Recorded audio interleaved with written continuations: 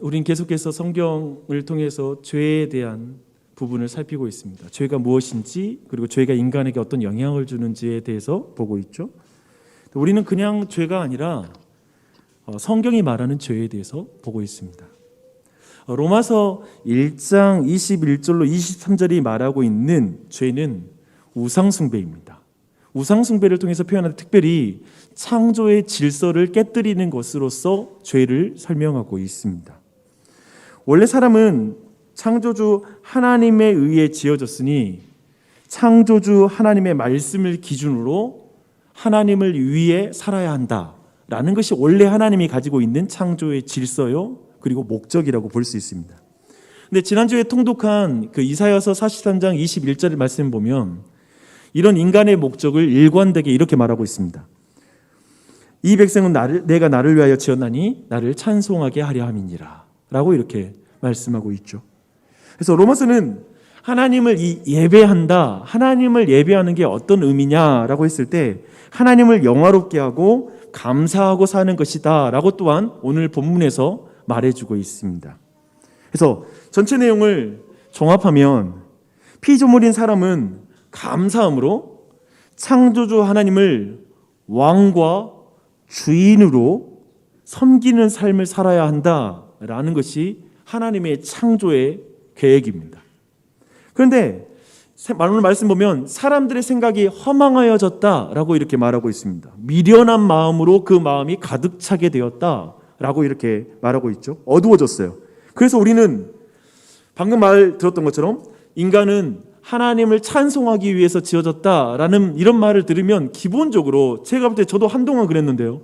신앙생활하는 데도 불구하고 이런 말 들으면 벌써 무슨 생각이 드냐면, 그렇다면 인간의 가치는 뭔가? 하나님 주변부에 들러리를 서기 위해서 인간을 지었단 말인가? 이런 마음이 우리 마음에서 불쑥 튀어 올라옵니다. 그런 생각이 들어요. 끝까지 하나님을 예배의 대상으로, 하나님을 중심으로, 하나님을 기준으로, 하나님을 위하여 산다라는 것을 그냥 교회를 다니면서도 그걸 약간은 계속해서 거부하고 싶어지는 이런 반동감이 있습니다. 그래서 그 결과 결국 여기에 내맡겨진 인간은 예배의 대상이 바뀌는 일이 벌어집니다. 사람들은 하나님을 대신해서 썩어질 사람과 그리고 새와 짐승과 기어다니는 동물을 대신 숭배했다라고 이렇게 말하고 있습니다. 여기서 저는 우선 두 가지를 분명히 정리하고 갔으면 좋겠습니다. 먼저 성경이 죄를 규칙을 지켰다 안 지켰다, 좋은 일을 했다 안 했다라고 설명하는 것보다 우상 숭배라고 하는 이 개념으로 설명하고 있다는 걸 여러분이 좀 주목할 필요가 있다고 생각합니다. 우상 숭배로 설명하면 우리에게 죄는 단지 그냥 나쁘다라는 정도에 머물지 않습니다. 우리 도리어 죄라는 것은 우리 자신을 불행하게 만들고 비참하게 만드는 거야, 사실 나에게 좋지 않은 거야 라는 그런 인식을 갖게 됩니다. 그래서 한번 봐봐요. 우리가 일반적으로 죄를 짓는다라고 할 때 우리는 이런 생각이 있습니다. 하나님께는 손해인데 나에게는 이익이 될 수 있는 것이 죄라고 생각해요. 이런 경향이 우리에게 있습니다. 더 설명해 볼게요. 정직하지 않은 것, 그리고 이기적으로 사는 것은 우리는 타인에게 피해는 주겠지만 나에게는 이익되는 일이 될 수 있어 라는 생각이 우리에게 있습니다. 그렇잖아요? 한 번만 내가 눈만 감으면, 죄의 눈을 감으면 나에게는 이익이 있다라고 생각하는 것입니다. 우리는 심지어 세상에서는 그런 것들을 지혜롭게 사는 것이다, 인생 그렇게 사는 거야 라고 이렇게 말하기도 합니다. 그런데 성경은 그런 견해를 완전히 반대하고 있습니다. 1장 22절에 보면 우상 숭배하는 인간의 어리석음을 이렇게 말합니다.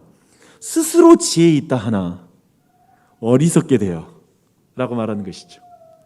그래서 우상 숭배를 통해서 우리가 죄에 대한 개념을 이해할 때 이건 사실 나에게 좋지 않은 거야, 나를 불행하게 만들고 나를 더 비참하게 만드는 게 죄야 라는 그런 이해를 가질 수가 있습니다. 그래서 우리는 우상 숭배 살피면서 이 주제가 우리가 잘 살필 때 이 내용이 우리에게 굉장한 유익을 주는 주제라는 걸 먼저 기억할 필요가 있습니다. 그리고 두 번째 정리할 게 있어요.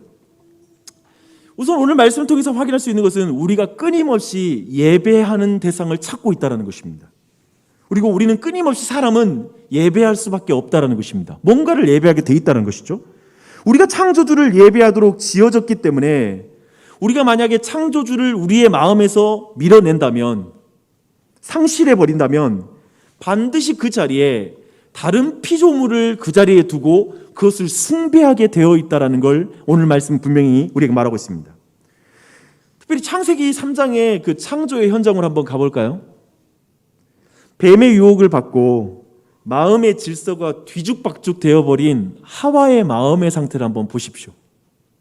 그렇게 된 여자는 하나님이 아니라 이제 자신을 가장 사랑하는 상태가 되어버렸습니다. 그리고 스스로 하나님이 되고 싶어하는 마음이 생겼어요. 그리고 하나님은 그 자신이 더 나은 존재가 될 수 있는데 그걸 우매하게 말씀으로 막아놨다고 생각하고, 하나님은 선하지 않고 이제 자신을 사랑할 자는 내 자신이 가장 자신을 사랑할 수 있다는 생각에 이제 놓였습니다. 이제 더 이상 하나님의 말씀 안에서 자유한다고 생각하지 않고요, 이제 말씀은 자신을 속박하고 자신을 우매하게 만들어서 나를 더 나은 존재로 나아가는 걸 방해한다라고 생각하는 지경에 이른 것이죠. 이제 자신은 그 무엇도 예배할 필요가 없는 존재가 될 수 있다는 생각이 들었습니다. 이제 자신이 중심이 되는 것이죠. 자신이 기준이 될 수 있다는 생각에 이르게 된 거예요. 그런데 매우 역설적이게도 여자의 마음을 이제 완전히 사로잡게 된 어떤 물질이 있습니다. 선악을 알게 하는 나무의 열매가 이제 그때부터 눈이 열려가지고 그 나무의 열매를 보는데 너무 먹음직도 하고 보암직도 하고 너무 탐스러운 열매, 그리고 엄청난 능력이 있게 보이기 시작하는 거예요. 그 물질이 역설적이죠. 나무의 열매가 자신을 하나님으로 만들어줄 수 있다는 생각을 하는 거예요. 물질이 나를 더 온전하게 만든다는 생각에 이른 것입니다. 그래서 하나님께 받았던 인정과 안전과 행복과 기쁨을 이제 물질이 가져다 줄 수 있어 라고 이렇게 생각하고, 참된 자유를 저 물질이 나에게 가져다 줄 수 있어 라고 생각을 한 것이죠.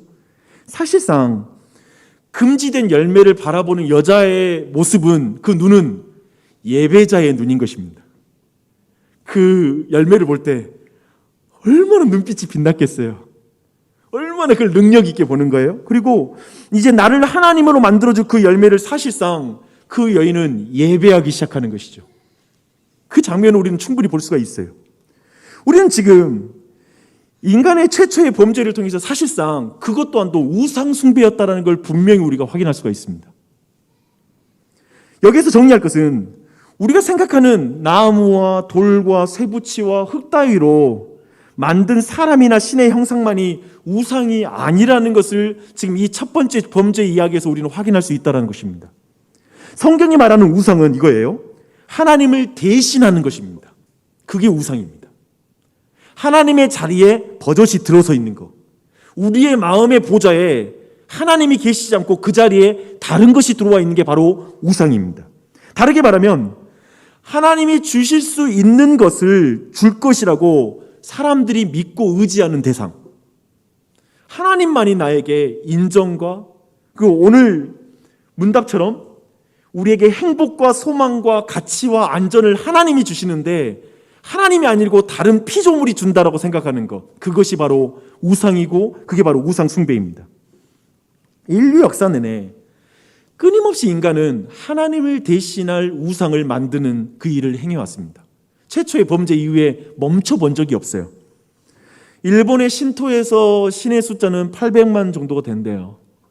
그리고 인도 신화에서 신의 숫자는 4억 정도가 된다고 합니다. 굉장히 많죠. 제가 이거 좀 알아보다가 책마다 그 숫자는 굉장히 좀 달라요. 그래서 제가 본 거 뭐냐면 그냥 숫자가 중요하지 않아, 그냥 엄청 많구나, 끊임없이 우상을 만들어낸다라는 그런 생각이 들더라고요. 그리고 도리어 제게 가장 설득력 있는 신의 숫자에 대한 언급이 있었어요. 그 언급은 이것이었습니다. 힌두교는 1인당 1신이다. 이해되세요? 그냥 힌두교는 한 사람당 한 신을 섬긴다, 이 정도 개수를 말하는 거 보면서 그래, 이게 가장 정확하다. 스스로가 신이 되는 거, 그것이 이 세상이라는 생각이 들었습니다.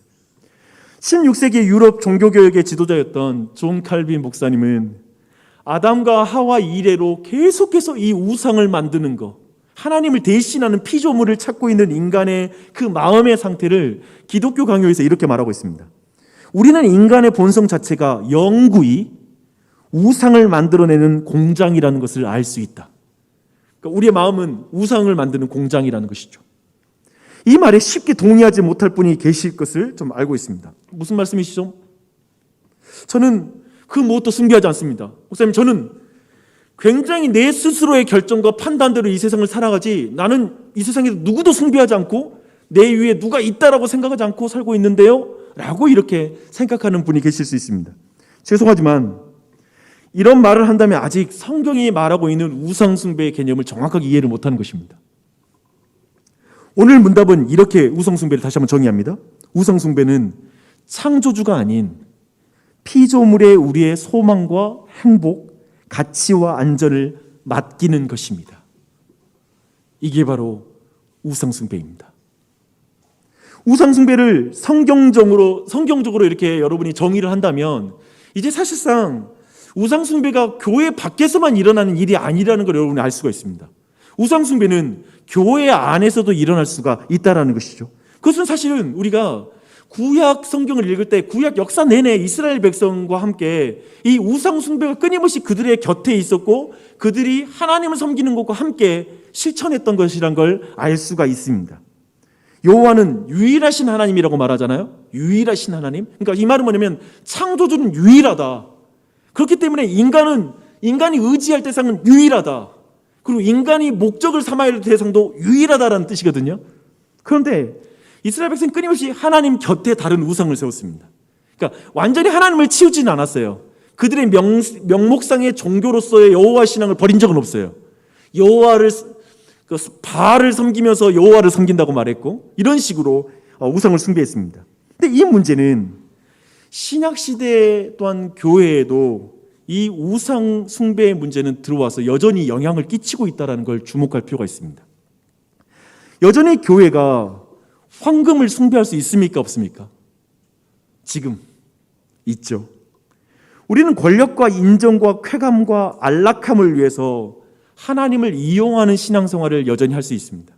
그래서 교회에서 하는 기도의 내용들 점검해 봐야 되겠죠. 교회의 사람들이 뭘 자랑하고 있는지를 주목할 필요가 있겠죠. 여전히 오늘날 시대에 행해지는 우상 숭배입니다. 굉장히 독실해 보이는 사람일지라도 그 사람마저도 우상 숭배에서 자유로울 수가 없습니다.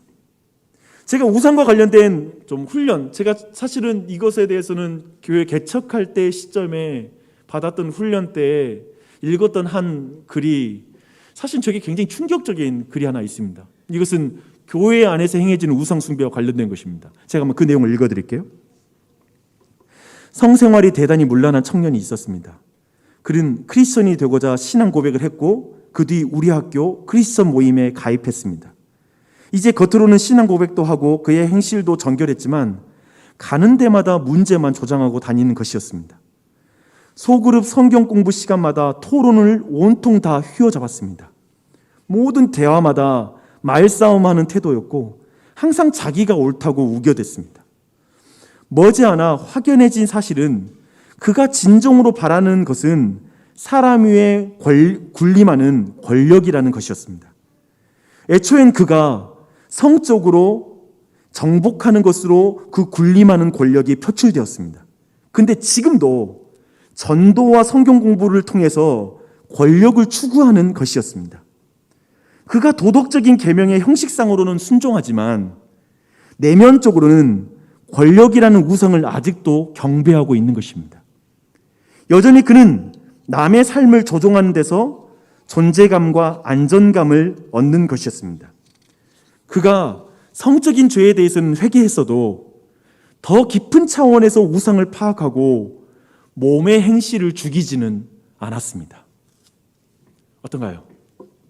저는 처음에 이 글을 읽고 나서 굉장히 충격적이었고 제 안에 좀 어쩌면 풀리지 않았던 많은 생각들이 풀리기도 했습니다.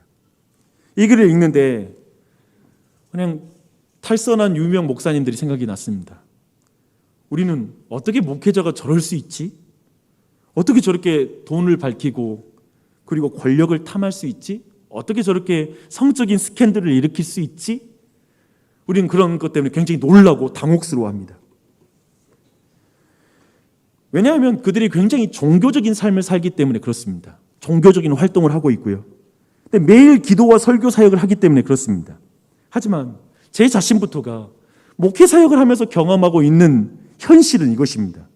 여전히 깊은 차원에서 몸의 행실을 죽이지 않는 삶을 살 수 있다는 걸 확인하게 됩니다. 예수님의 이름을 팔아 자신의 이름을 내고 예수님이 주신 것으로 유명해지고 거룩한 말씀을 전함으로 사람들의 인정을 구걸할 수 있는 게 이 목사라는 것을 제가 알고 있습니다. 제가 배운 것은 목사라는 직분이 우상을 깨뜨리지는 못한다는 것입니다. 내가 이 어떤 교회에서의 신분이 그 사람의 우상을 깨뜨리는 건 아니더라고요. 문제는 우상을 간과하면 굉장한 고통스러운 현실을 가져온다는 것입니다. 남의 삶을 조종하는 데서 존재감과 안정감을 얻는 목사가 되면 온 교회가 고통을 받습니다. 목사는 통제되지 않는 사람을 향해 분노를 터뜨릴 것이고 그것은 누군가에게 굉장히 큰 고통이 될 것입니다. 누군가를 통제함으로 행복한 남편과 아내가 되면 부부관계는 지옥이 될 것입니다. 끊임없이 통제하려고 하니까요, 서로를. 자녀의 성취를 통해서 삶의 의미를 찾는 부모가 된다면 자녀들은 끊임없이 부모의 기대를 채우려고 전전긍긍하면서 때로는 그걸 만족시켜 준 것 같으면 행복하지만 그렇지 않은 것 같으면 비참함을 느끼는 아이가 될 것입니다. 이렇게 우상 숭배의 문제, 우상의 문제는 변화되지 않는 그리스도인들의 삶, 어쩌면 우리의 삶엔 여전히 신앙생활을 오랫동안 해왔고 수없이 많은 활동도 하고 훈련도 받지만 왜 나는 변화되지 않을까? 왜 나는 이렇게 예전에 동일한 문제가 이렇게 불쑥불쑥 튀어나올까 하는 이 문제를 극복할 수가 없을 것입니다. 우상 숭배의 문제는 굉장히 중요합니다. 여기까지 우리는 지금 우상 숭배에 대해서 간략하게 지금 정리를 해봤습니다.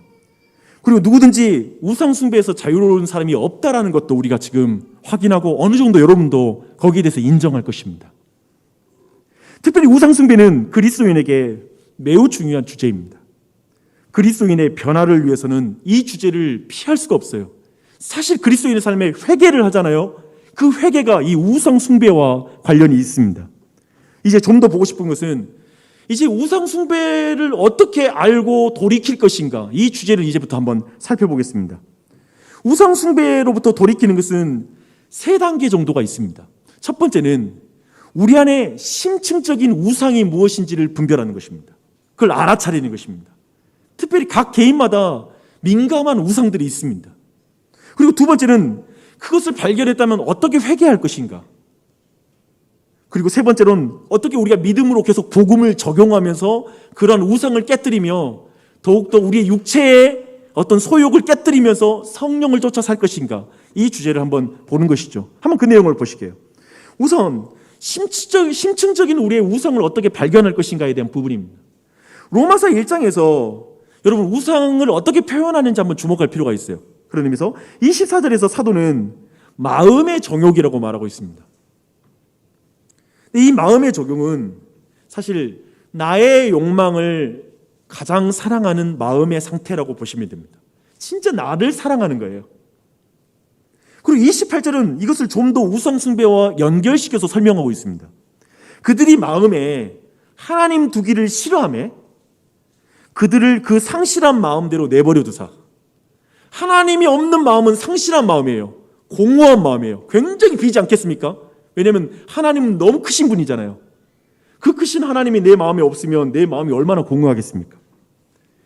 그렇게 되면 하나님을 제외하고 자신의 욕망을 가장 사랑하는 마음으로 내달리는 것, 그것이 바로 우상 숭배입니다. 여기서 가장 주목해야 되는 것은 저는 두 단어라고 생각해요. 하나님과 욕망이라는 것 단어를 주목해 보십시오. 하나님과 욕망. 저는 사람의 욕망 자체가 나쁜 것이라고 생각하지 않습니다. 스트레스 받지 않고 안락하게 그리고 자유롭게 살고 싶어하는 욕망, 나쁘진 않잖아요.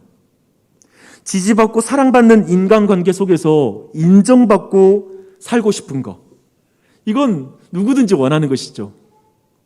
그리고 불안한 삶에서 안전하게 어느 정도 통제할 수 있는 삶을 살고 싶은 것, 이 또한도 나쁜 것이 아닐 것입니다. 그리고 성공과 승리를 통해서 영향력을 끼칠 수 있는 그런 권력을 가지고 싶은 거. 이 또한도 나쁜 게 아닙니다. 영향력을 갖고 싶은 게 나쁜 건 아니잖아요. 그렇죠? 다만 마음에 하나님 두기를 싫어하는 게 문제예요. 주목하십시오. 마음에 하나님 두기를 싫어하고 도리어 방금 말했던 그 욕망 자체를 추구하는 게 우상숭배라고요. 그것이 문제라는 것입니다. 썩어질 것으로 안락과 인정과 안정과 행복을 추구하는 것이 성경은 죄라고 말합니다.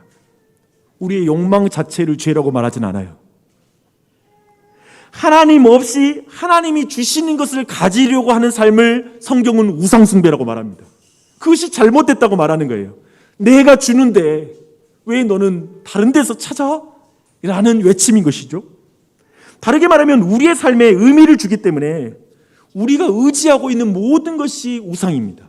내 삶의 의미가 되기 때문에 내가 의지하는 것. 이런 식의 말로 표현되겠죠. 내가 행복하기 위해서는 그것이 반드시 필요해. 내가 불행한 것은 그 사람이 이렇게 움직이지 않았기 때문이야.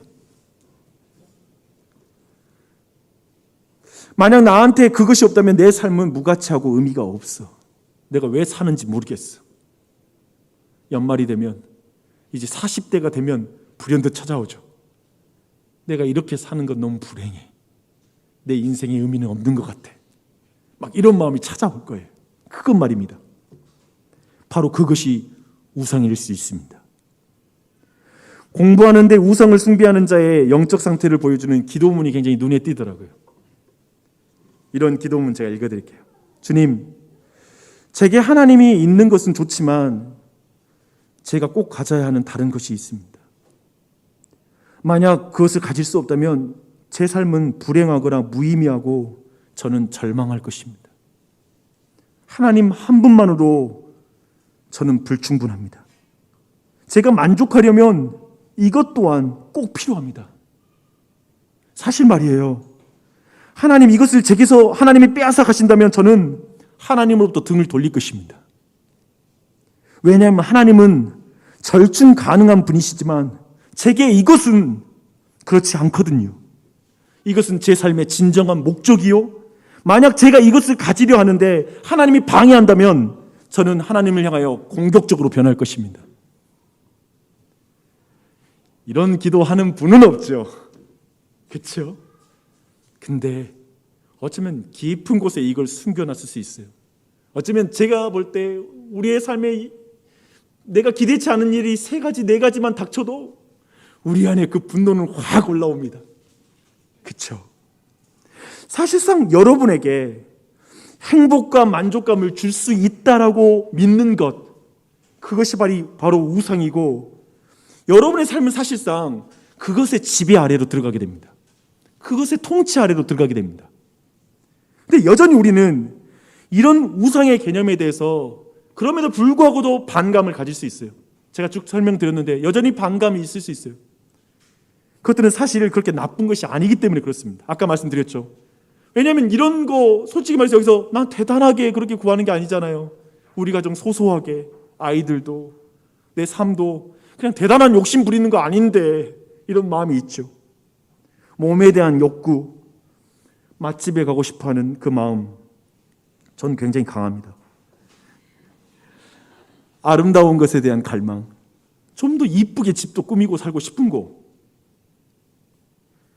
교회도 좀 더 이쁘게 하고 싶은 거, 행복, 사랑받는 것, 돈과 소유, 존경, 지위, 성취, 자존감, 성공, 통제, 권력, 자기의, 지식, 결혼 및 가족에 대한 욕구들. 여러분 이 중에 한 가지라도 문제될 게 있습니까? 없습니다. 저는 이것을 매우 긍정합니다. 그런데 성경에서 육신의 욕망이라고 말하는 것은 나는 그것을 가지고 싶다라는 그런 마음을 갖는 것을 육신의 욕망이라고 부르는 게 아닙니다.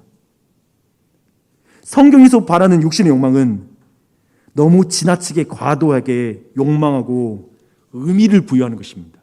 난 그것 없이는 못 살아.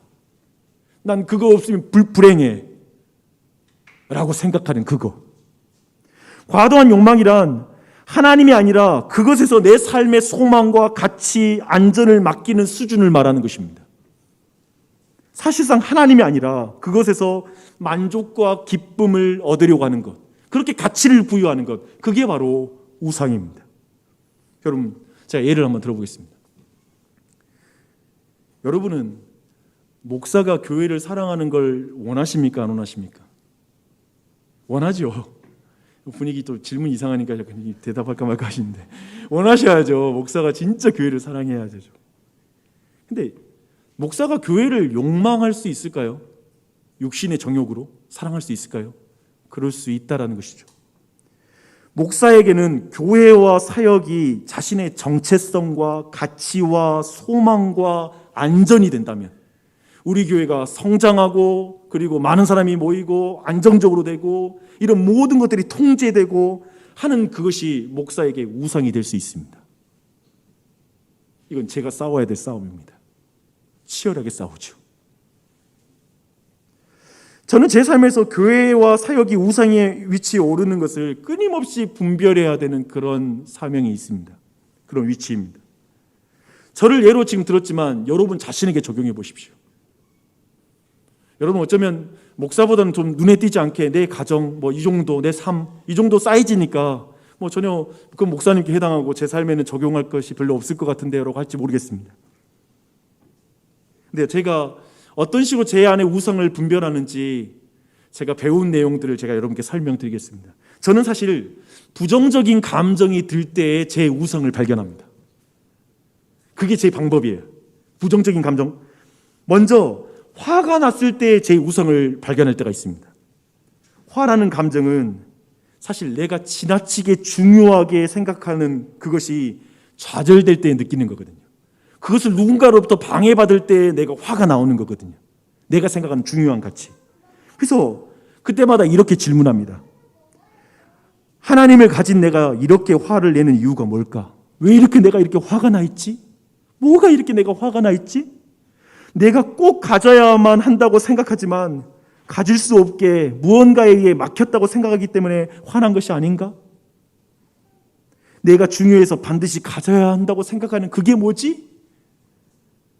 이것을 기도로 옮기면서 기도합니다. 뭘까요? 내가 왜 이렇게 화가 나 있죠?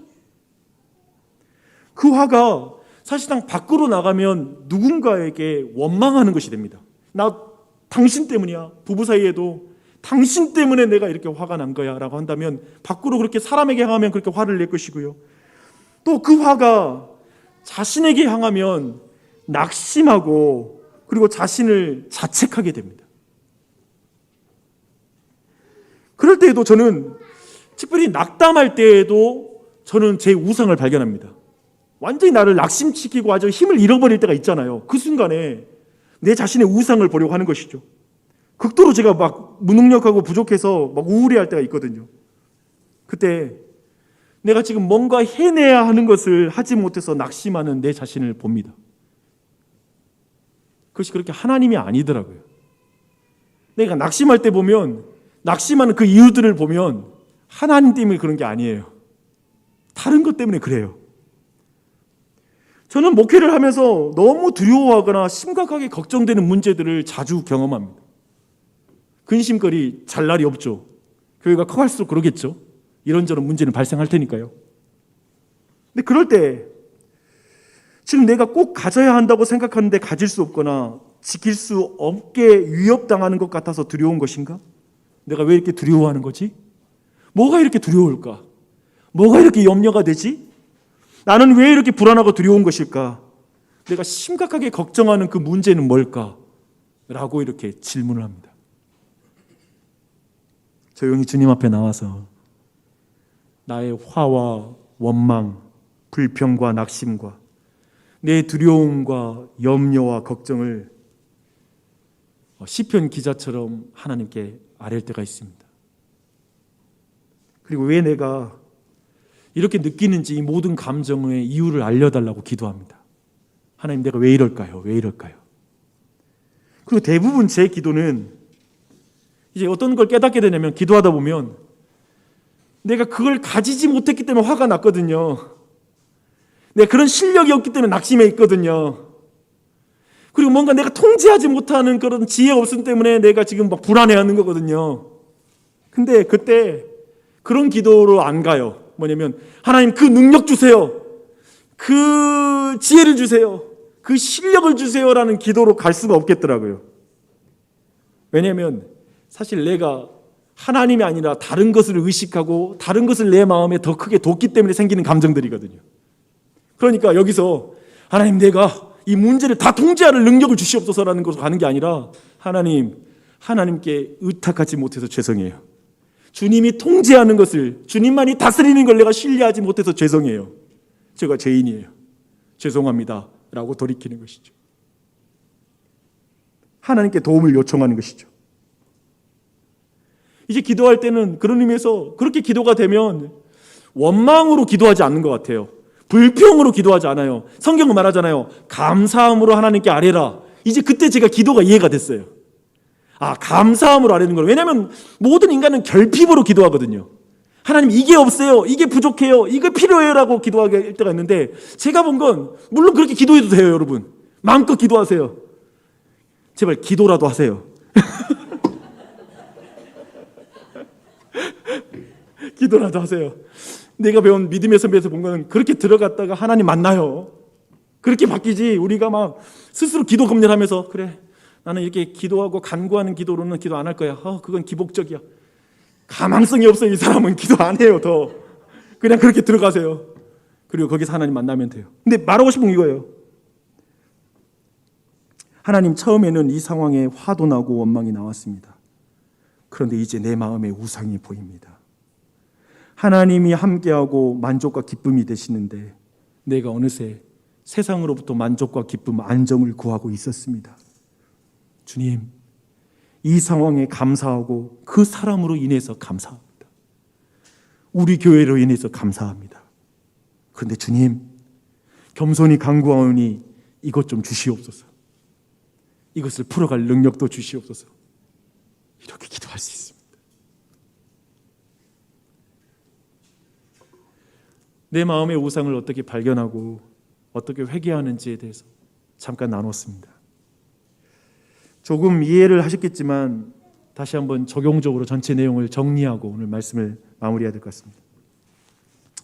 요즘 여러분의 삶의 이슈는 무엇입니까?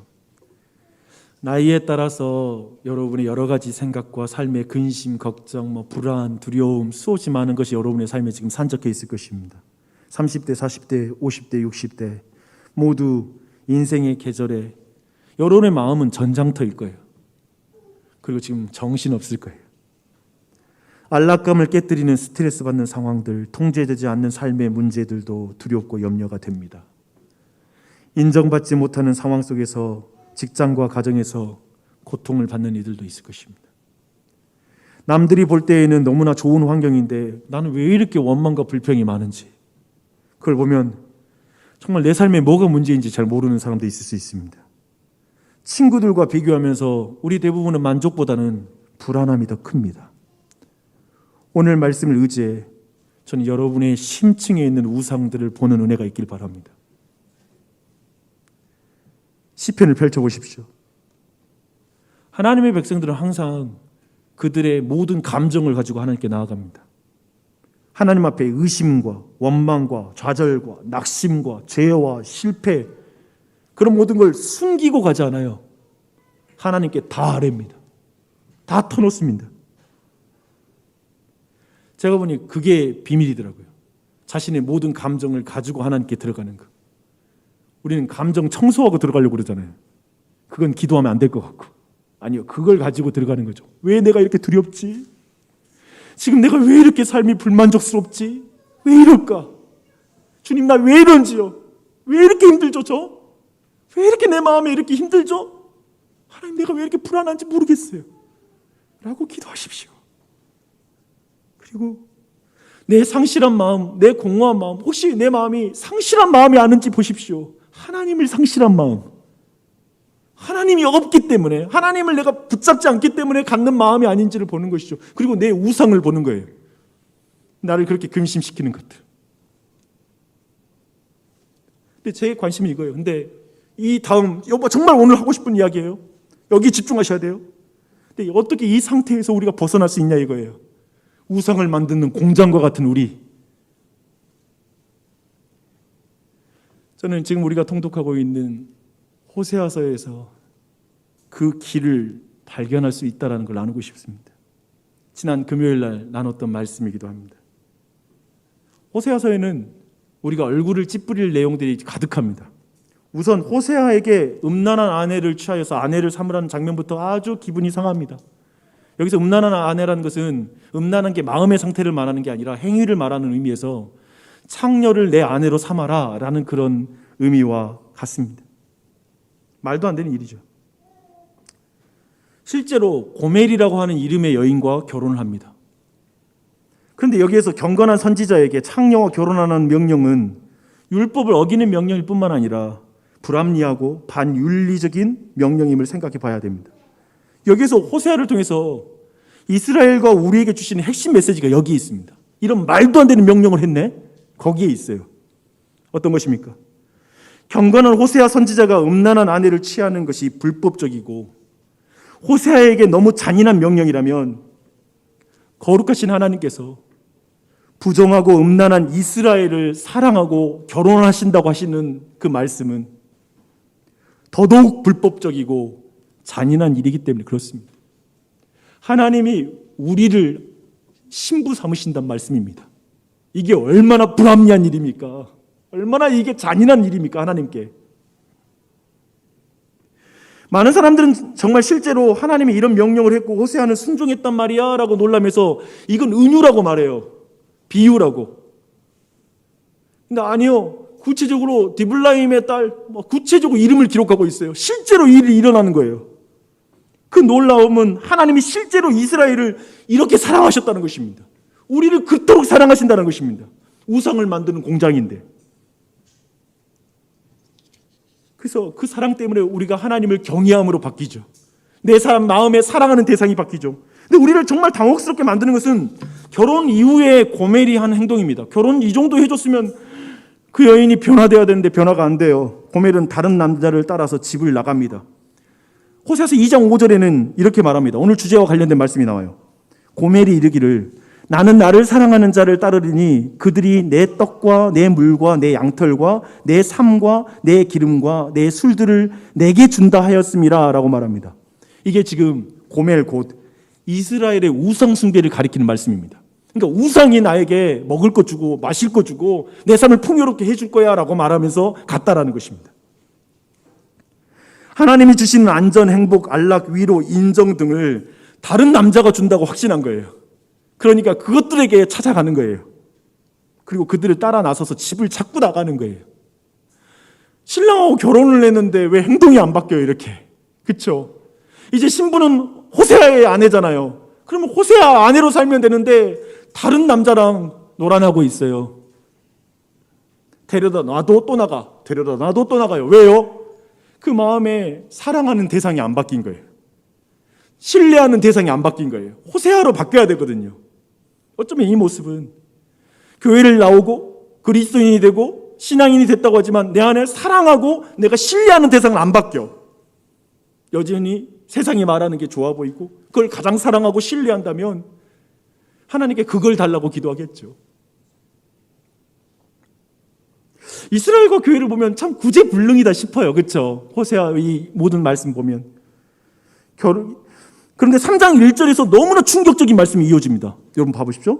호세아서예요.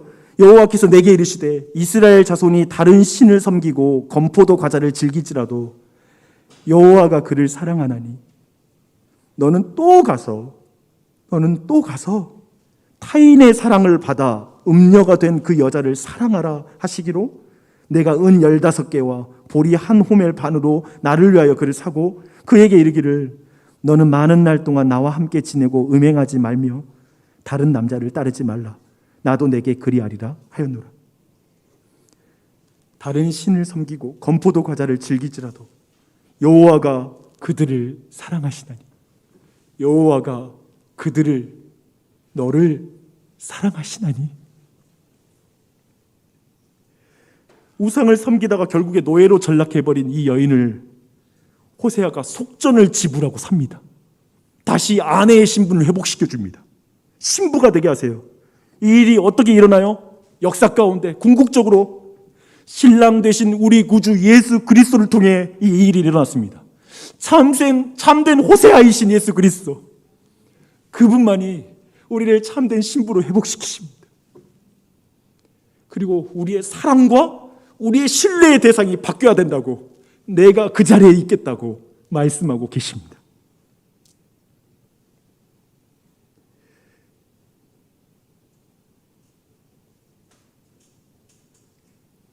존 던이라는 분이 이런 시를 썼어요. 지금 이 모든 맥락에서 들어보십시오. 나를 당신에게로 데려가 감금해 주세요. 왜냐하면 당신의 노예가 되지 않는 한 결코 나는 자유로울 수 없고, 당신에게 정복당하지 않는 한 저는 정숙할 수가 없기 때문입니다.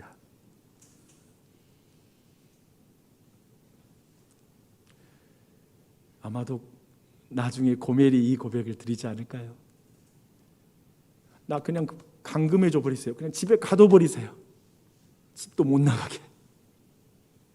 당신의 노예가 되게 해주세요. 그냥 나를 정복해 버리세요. 당신의 노예가 될 때 난 자유로울 것이고, 당신이 날 정복해 줬을 때 난 더 이상 바람 피우고 부정하게 살지 않을 거예요. 이 고백. 사랑하는 여러분,